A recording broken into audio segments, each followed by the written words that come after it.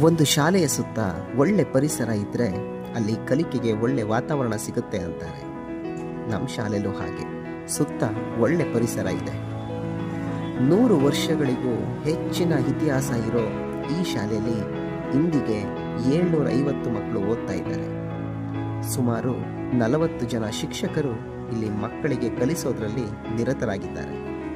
ಸರ್ಕಾರದಿಂದ ಸಿಕ್ಕಿರೋ ಹಲವು ಸೌಲಭ್ಯಗಳಿಂದ, ಶಿಕ್ಷಕರ ಪರಿಶ್ರಮದಿಂದ, ಪೋಷಕರ ಸಹಕಾರದಿಂದ ಹಾಗೂ ಹಲವು NGOಗಳ ಸಹಯೋಗದಿಂದ ನಮ್ಮ ಶಾಲೆಯಲ್ಲಿ ದಾಖಲಾತಿ ಪ್ರಮಾಣ ಏರಿಕೆ ಆಗ್ತಾನೇ ಇದೆ.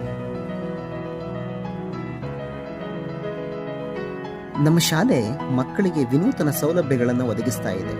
ವಿಶೇಷವಾಗಿ ಸಬ್ಜೆಕ್ಟ್ ರೂಮ್ ಕಾನ್ಸೆಪ್ಟ್ಸ್ ಅಂದರೆ ಒಂದೊಂದು ವಿಷಯಕ್ಕೆ ಒಂದೊಂದು ಕೊಠಡಿಯನ್ನು ನಿಗದಿಗೊಳಿಸಿ ಅಲ್ಲಿ ಸಂಪನ್ಮೂಲಗಳನ್ನು ಹೆಚ್ಚಿಗೆ ಮಾಡಿ ಮಕ್ಕಳ ಕಲಿಕೆಗೆ ಸಹಕಾರಿಯಾಗುತ್ತೆ ಎಂಬ ಆಶಯ ಇಟ್ಕೊಂಡು Kannada, English, Hindi, maths, science, social ಅಂತ ಪ್ರತ್ಯೇಕ ರೂಮ್ಗಳನ್ನು ಮಾಡಲಾಗಿದೆ. ಮಕ್ಕಳೇ ಪ್ರತಿ ಅವಧಿಗೂ ರೂಮಿಂದ ರೂಮ್ಗೆ ಬದಲಾಗ್ತಾರೆ. ಪ್ರತಿ ರೂಮ್ ಕೂಡ ಕಲಿಕಾ ಸಂಪನ್ಮೂಲಗಳಿಂದ ತುಂಬಿಕೊಂಡಿದೆ. ಇದರ ಜೊತೆಗೆ ಸ್ಮಾರ್ಟ್ ಕ್ಲಾಸ್ ರೂಮ್ಗಳು ಕೂಡ ಇವೆ. 3 ರೂಮ್ನಲ್ಲಿ ಸ್ಮಾರ್ಟ್ TV ಇದ್ದರೆ 2 ರೂಮ್ನಲ್ಲಿ ಪ್ರೊಜೆಕ್ಟರ್ ವ್ಯವಸ್ಥೆ ಇದೆ. ಇದು ಮಕ್ಕಳ ಕಲಿಕೆಯನ್ನು ಆಸಕ್ತಿದಾಯಕವಾಗಿಸಿದೆ.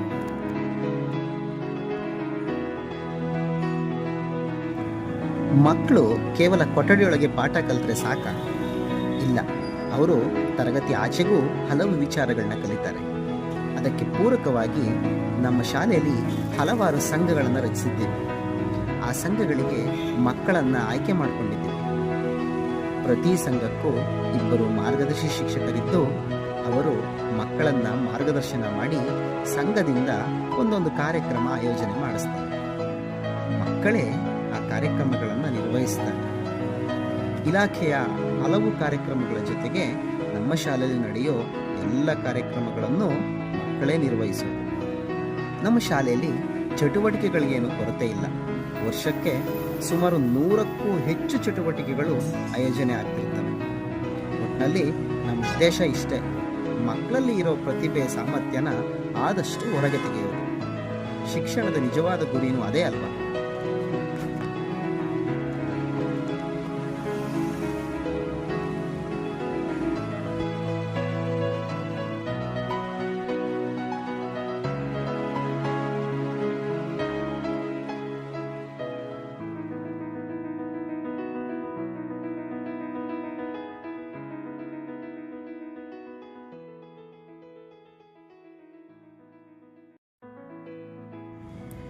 ಬರೀ ಓದೋದು, ಸಾಹಿತ್ಯ, ಚಿತ್ರಕಲೆ ಇಷ್ಟೇ ಅಲ್ಲ. ನಮ್ಮ ಮಕ್ಕಳು ಸ್ಪೋರ್ಟ್ಸಲ್ಲೂ ಕೂಡ ಯಾವುದರಲ್ಲೂ ಕಡಿಮೆ ಇಲ್ಲ. ಪ್ರತಿ ವರ್ಷ ಜಿಲ್ಲಾ ಹಂತದಲ್ಲಿ ಒಂದಲ್ಲ ಒಂದು ಕ್ರೀಡೆಯಲ್ಲಿ ಭಾಗವಹಿಸ್ತಾ ಇದ್ದಾರೆ. ಬಹುಮಾನಗಳನ್ನು ಗೆಲ್ತಾ ಇದ್ದಾರೆ. ನಮ್ಮ ಶಾಲೆಯಲ್ಲಿ ದೊಡ್ಡ ಆಟದ ಮೈದಾನ ಕೂಡ ಇದೆ. ಇದೆಲ್ಲದರ ಜೊತೆಗೆ ಮಕ್ಕಳ ಆರೋಗ್ಯಕ್ಕಾಗಿ ಯೋಗ ಶಿಕ್ಷಣವನ್ನು ನೀಡ್ತಾ ಇದ್ದೇವೆ. ದೈಹಿಕವಾಗಿ, ಮಾನಸಿಕವಾಗಿ ಮಕ್ಕಳು ಚೆನ್ನಾಗಿದ್ರೆ ಅಲ್ವಾ ಒಳ್ಳೆ ಶಿಕ್ಷಣ ಪಡೆಯೋಕ್ಕಾಗೋದು. ಇಷ್ಟು ಶಾಲೆ ಒಳಗಿನ ವಿಚಾರ ಆಯಿತು. ಈಗ ಶಾಲೆ ಹೊರಗಿನ ವಿಚಾರ. ನಮ್ಮ ಮಕ್ಕಳನ್ನು ಪ್ರತಿ ವರ್ಷ ಕ್ಷೇತ್ರ ಭೇಟಿ ಕರ್ಕೊಂಡು ಹೋಗ್ತೀವಿ. 1ನೇ ತರಗತಿಯಿಂದ ಹಿಡಿದು 7ನೇ ತರಗತಿಯ ಎಲ್ಲ ಮಕ್ಕಳನ್ನು ಕ್ಷೇತ್ರ ಭೇಟಿ, ಕೈಗಾರಿಕಾ ಭೇಟಿ, ಪ್ರವಾಸ ಹೀಗೆ ಒಂದಿಲ್ಲೊಂದು ಸೌಲಭ್ಯದಡಿ ಶಾಲೆಯಿಂದ ಆಚೆ ಕರ್ಕೊಂಡೋಗಿ ಪರಿಸರದಲ್ಲಿ ಶಿಕ್ಷಣ ನೀಡ್ತೀವಿ. ಇಷ್ಟೇ ಅಲ್ಲದೆ ಕಾಲಕಾಲಕ್ಕೆ ಪೋಷಕರ ಸಭೆಗಳನ್ನು ನಡೆಸಿ ಮಕ್ಕಳ ಪ್ರಗತಿಯನ್ನು ಪೋಷಕರಿಗೆ ತಿಳಿಸ್ತೀವಿ. ಮಕ್ಕಳ ಸಾಧನೆಗಳಿಗೆ ಪುರಸ್ಕಾರಗಳನ್ನು ನೀಡ್ತೀವಿ. ಪ್ರತಿ ವರ್ಷ 7ನೇ ತರಗತಿ ಮಕ್ಕಳಿಗೆ ಅರ್ಥಪೂರ್ಣವಾಗಿ ಶಾರದಾ ಪೂಜೆ ಮಾಡಿಸಿ ಬೀಳ್ಕೊಡುಗೆ ನೀಡ್ತೀವಿ. ಅವರ ಬದುಕು ಮುಂದೆ ಉಜ್ವಲವಾಗಲಿ ಅಂತ ವೃತ್ತಿ ಮಾರ್ಗದರ್ಶನ ನಡೆಸ್ತೀವಿ. ಸಮಾಜದ ಗಣ್ಯ ವ್ಯಕ್ತಿಗಳನ್ನ ಕರೆಸಿ ಅವರಿಂದ ಮಕ್ಕಳಿಗೆ ಸಾಧನೆಯ ಹಾದಿಗಳನ್ನು ತಿಳಿಸೋ ಪ್ರಯತ್ನ ಮಾಡ್ತೀವಿ.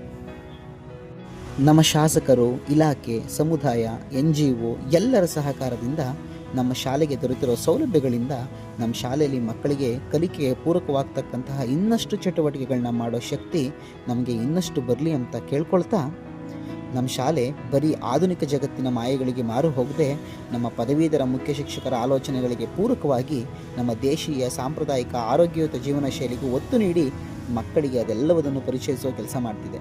ಒಂದು ವರ್ಷ ಶಾಲಾ ವಾರ್ಷಿಕೋತ್ಸವ, ಮತ್ತೊಂದು ವರ್ಷ ವಿಶೇಷವಾದ ಕಾರ್ಯಕ್ರಮವನ್ನು ಮಾಡೋದರ ಪರಿಪಾಠ ರೂಢಿಯಾಗಿದೆ.